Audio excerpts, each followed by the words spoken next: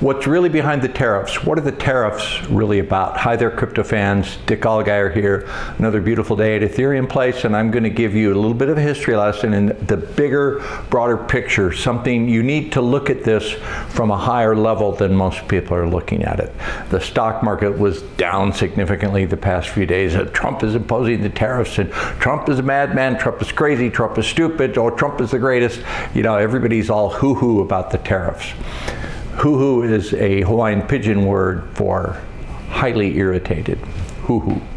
You don't need to get hoo-hoo about the tariffs, because I'm going to explain what's really going on. And to do so, we need to go back to a document that was published in 1975. Let's put the title up. This is the Lima Declaration and Plan of Action on Industrial Development and Cooperation. This was March of 1975 from the Second General Conference of the United Nations Industrial Development Organization. I'm here to tell you that the owners of the world plan things at least 50 years out. Like, they have an economic system that they look at like 100 years. They implement it in 50-year cycles and 100-year cycles. And this was devised in 1972 when Richard Nixon and Henry Kissinger went to China and opened up China. And this was a result of this plan developed in 1972, published in 1975, and let's go back to the declaration. The Second General Conference of the United Nations Industrial Development Organization. All right. In 1973, they were entrusted with establishing the main principles of industrialization and defining the means by which the international community as a whole might take action of a broad nature in the field of industrial development within the framework of new forms of international cooperation, with a view to the establishment of a new international economic order. Now, that's couched in very diplomatic terms, but that was marching orders. Orders come from orders. There is a world order. There are orders that conquer the world and issue the orders. Orders is a very interesting word. Let's go back to the document and see what they were commanding with these orders, said so diplomatically. That the unrestricted play of market forces is not the most suitable means of promoting industrializations on a world scale, nor of achieving effective international cooperation in the field of industry, and that the activities of transnational corporations should be subject to regulation and supervision in order to ensure that these activities are compatible with the development plans and policies of the host countries, taking into account relevant international codes of conduct and other instruments. So what they're saying there is there are rules, there is a structure, there is something that the countries and the transnational corporations need to adhere to follow the plan that was developed by this international body, this supranational agency. Continuing on. Encouragement and support of small, medium-scale, and rural industry and industries which fulfill the basic needs of the population and which contribute to the integration of different sectors of the economy. And to this end, due attention should also be given to the industrial cooperatives as means of mobilizing the local human, natural, and financial resources for the achievement of national objectives of economic growth and social development. You see, humans are a human resource, and what this document was doing was laying out how the human resource would be managed. This was marching orders from the orders. This was developed in 1972, published in 1975, and what I'm standing here telling you was that the past 50 years, from the 1980s until today, was globalization that was dictated from supranational agencies, from diplomats that hold a special diplomatic passport with a little logo on it that I'm not going to describe.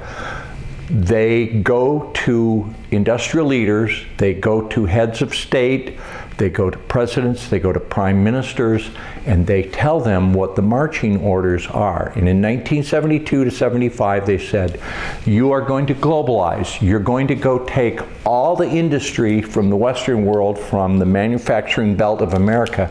You're going to move it to China and South Korea and Vietnam and Indonesia and Mexico. And you're going to develop those nations. You're going to bring those people up to the more middle class, and you're going to gut the industry in the United States of America. That was published. You can look it up. You can see that that was ordered and that that is what happened. So what's happening today? There's a new plan, and the new plan governs 2025 to 2050. And there are diplomats that are going around the world that have had discussions with Trump and his cabinet, that have had discussions with people who are in countries that have raw materials and resources like Ukraine, like Greenland, that have the rare earth minerals that is needed for this new civilization that is about to emerge from the shambles of the old civilization. So 80s to today was globalization. What we are going to see now is regionalism. And the plan is you will have 4 regions in the world. You will have North and South America, you will have Asia, you will have Europe, and you will have Africa. 4 regions. And this will be governed in a different manner with different types of money, and the industrial output is going to be harnessed locally. So you're going to have local production. When Trump says he's going to move the factories back to the United States, and he says they're not just going to refurbish the old factories, they're going to build all new factories from the ground up. Well, yes, they're going to build a new kind of factory that doesn't have workers at an assembly line taking part A, widget B, and putting it in, into whatever it is, this, and screwing that in and then bolting that on. It's going to be robotics. It's going to be 3D printing. You're going to see 3D printing technology emerge. Robotics and AI will be running these new factories. There won't be assembly jobs. It will be the jobs of maintaining the robots, programming the AI, keeping all the automated manufacturing online. So 3D, robotics, AI. There will be a tremendous need for rare earth minerals. Now, we're going to have local factories, so you're not going to ship raw materials back and forth. Hi, Mimi. Hi. My wife just came in. It's real time. Okay, where was I? You're not going to see stuff hand assembled in China, then put on a container ship and shipped to Long Beach and then hauled to a Walmart. There will be local factories that will have their own power supplies, a new type of power with, well, we'll get to that in another segment. Much use of rare earth minerals. That's why there's so much interest in Ukraine and Greenland as sources of rare earth minerals, as those leaders who understand this new system as it comes online is going to require robotics, AI, new energy, and rare earth minerals. Where do you fit in? You eventually are going to be a corporation. You'll be considered a corporation. You're going to have your own blockchain. You will interact as a business entity with other business entities in this new system. All governed by, and this is the point we're leading up to, blockchain distributed ledger technology, where everything in this new system is going to be attached to a digital certificate. Every transaction will be monitored, recorded, and taxed in real time. What you need to do right now is get some of your assets. This is not financial advice, but what we've done is put our assets into distributed ledger technology, the blockchain tokens that are going to run this new system. I'm telling you, I absolutely know this. that there are diplomats that in 1972 to 75 traveled the world, told world leaders, this is the treaty from Lima, this is what you implement, and we saw it happen. You know what happened, you know what happened in China and all the jobs that went over there.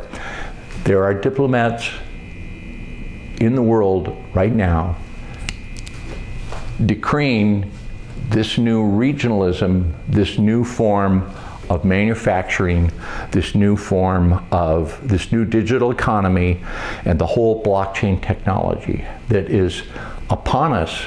The old system, Trump is dismantling that. That's his job. Love him or hate him, the old system is being dismantled. It's not Trump's decision. He's implementing the decisions that were conveyed to him by the diplomats as made by the owners of the world. So interesting times. To learn more and to, our subscribers already know all this, futureforecastinggroup.com, futureforecastinggroup.com, and that's my spiel on the real truth about tariffs. So don't get all upset about the tariffs.